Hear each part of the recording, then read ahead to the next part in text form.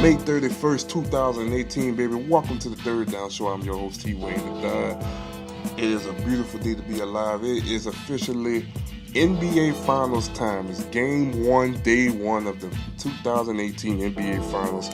Well, now we are preparing ourselves for round four of Cavs versus Warriors for the fourth straight year in a row. I know I am sick and tired of seeing the Cavs versus the Warriors in the finals.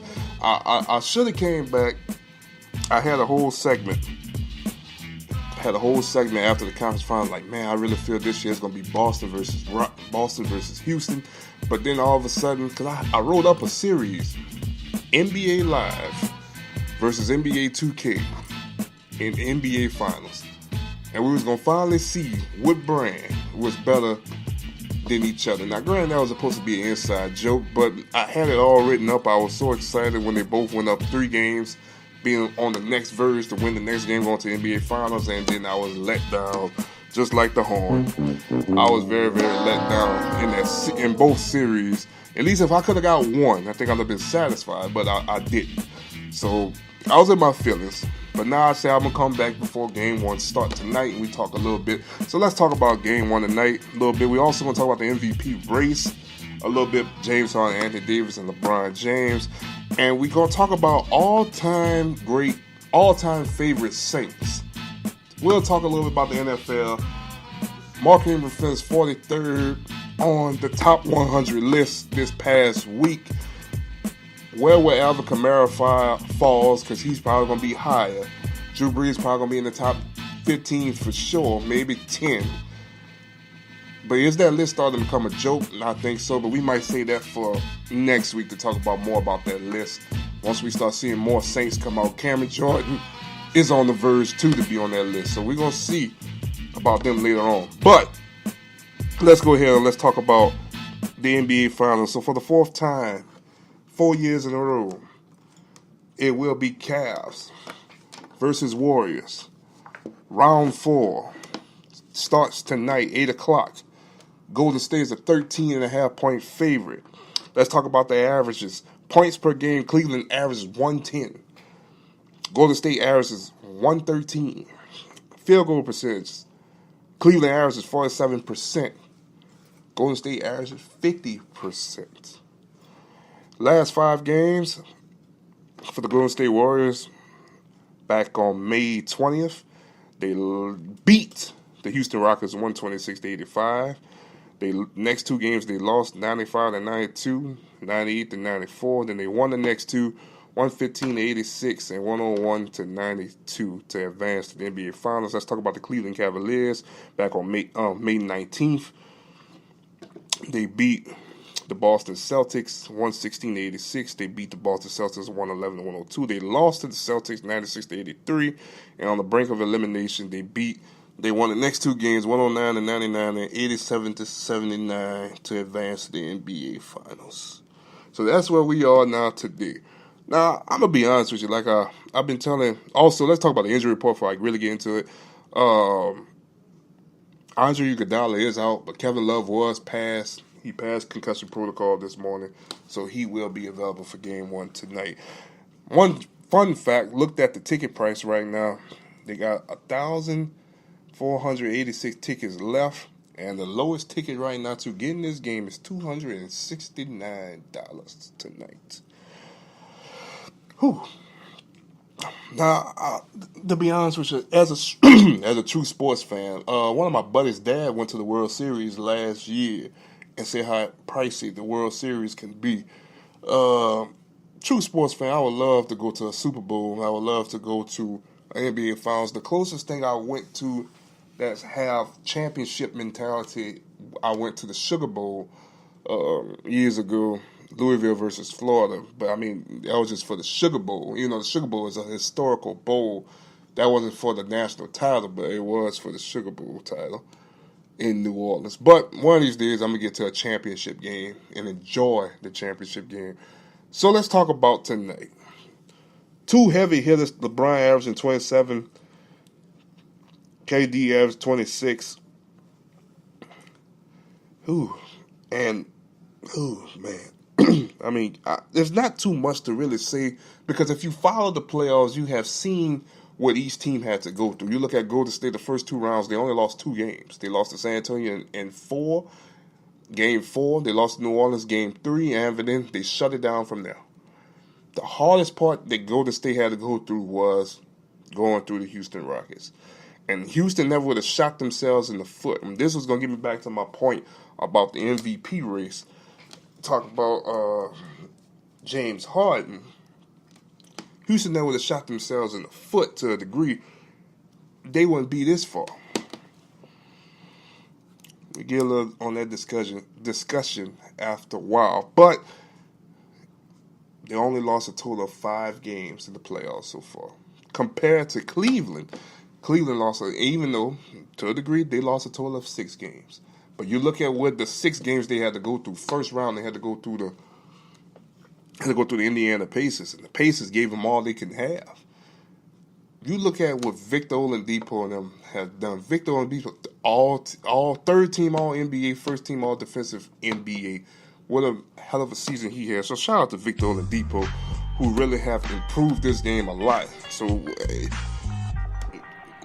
that's going to get on my next subject about the Eastern Conference. I'm saved that. I'm trying to get too ahead of myself right now. You go 7 with Indiana. You beat the Toronto Raptors just down to the grave. You bury the Rapture. And then you go 7 with the up-and-coming Boston Celtics. You lost 6 games in the total to get to the NBA Finals. Cool, fine, dandy. So now what's the next thing? I want to see if LeBron James, and I'll say this because I'm not I respect his game. I respect who he is. He's the best player in the NBA. I'm not one of them dudes that bandwagon hops on his bandwagon. But I see the numbers. 7 40-point performances in the finals. That's pretty impressive. Not the finals, the playoffs, I'm sorry. If I want to see him do it. I'm sorry. I want to see him win the championship. I want to see him beat Golden State in 7. 7 or 6.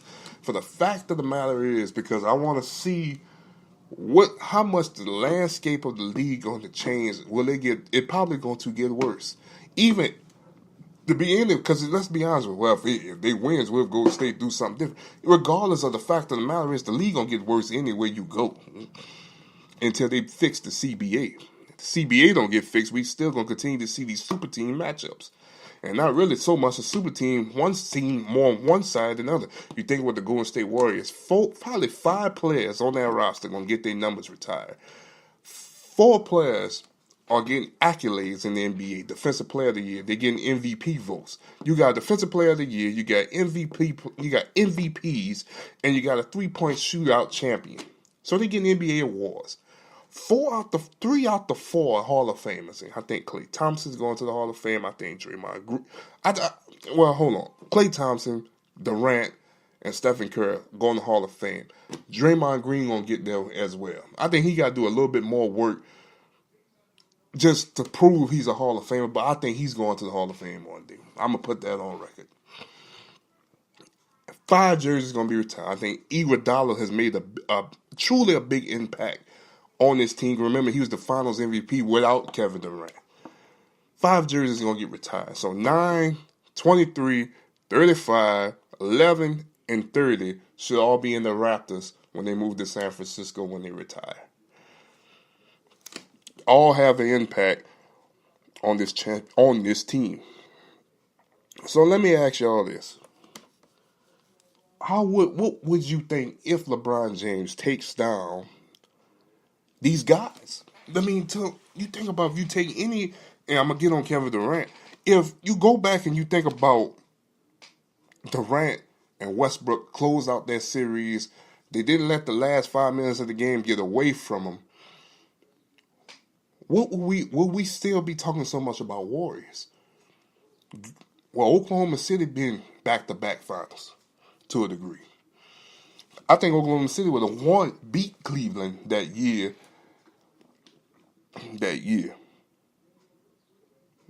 When they went 73 and 9. Oklahoma City would have beat Cleveland. Have their first title, go back next the following year. What could have happened? What could have happened?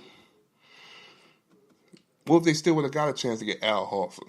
What if they still would have got a chance to still get Victor Oladipo? I just said Victor Oladipo, first team All Defense, third team All NBA, first year All Star, most improved player of the year, hands down.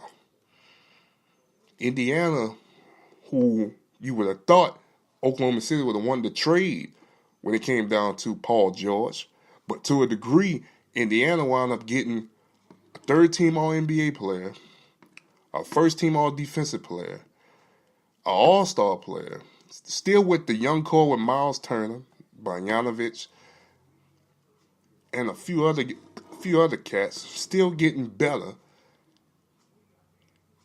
And now went 7 games, being 6 points away from going to the second round, knocking the King out in the first round. Come on, man. Let's be honest. Come on, man. Let's be honest. Let's be real. Let's be real. It's simple math, man. It's math. Makes a lot of sense.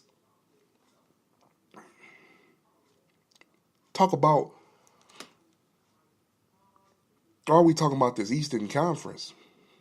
Look at the other 2 young teams that made a big impact in the playoffs this year.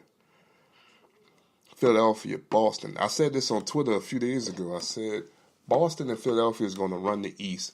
And I think between the 2 of them, as soon as they get healthy, Ben Simmons get a better shot, Boston keep the pieces they have or they add more pieces to get better. I think between the 2 of them, you might see 6 titles between the 2 of them. My personal opinion. In the next 15 years, I think you might see 6 between the 2 of them. I think Philadelphia's definitely going to win the world title. Possibly 2 or 3. And I definitely see Boston winning world titles. Philadelphia got the sky's the limit for both of them teams. And when you start throwing in the mix of Indiana with Victor Oladipo and company, and still being young, and then they don't have to pay him that much because he's still locked up on another contract, they won the trade. Because if you take away what Indiana did, and there's no disrespect to Oklahoma City, but you take Indiana went 7 games with the best player in the league, being 6 points away. Oklahoma City struggled with Utah due to so much ISO ball. It's crazy, right? It's crazy. But let's get back onto the finals. So 13-point favorite tonight for the Golden State Warriors. And I like I said, I think this game's going to dictate what we're going to see for the rest of this series. And long story short, I want Cleveland to win the series. I do.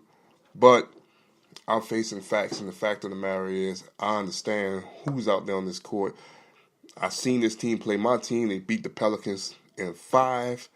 Easily could have done it in 4 if they didn't have a bad night like they did. They responded back so well in Game 4. They came out and just took the momentum away from New Orleans. And when New Orleans found momentum, they came right back in the second half and took more momentum away from New Orleans. That's what they do. Them third quarter runs is what's going to kill you the most. Cleveland could probably make this game first half. They could probably have the lead by 5, feeling good about themselves. But once they hit that run, don't try to shoot yourself back in the game. That's the biggest problem I think that's going to happen with Cleveland.